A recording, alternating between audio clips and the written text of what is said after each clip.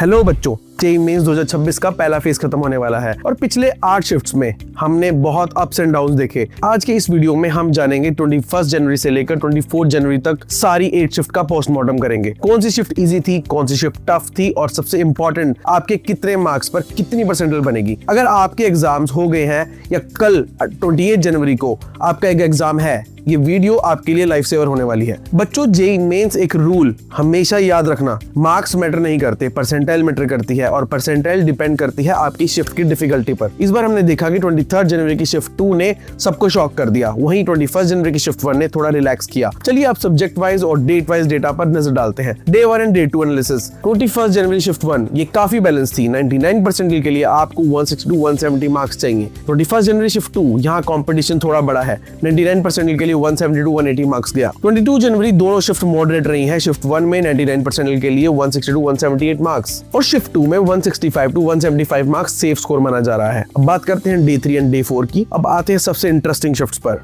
January 23 shift 2 the game changer. ये shift अब तक की सबसे टफ मानी जा रही है।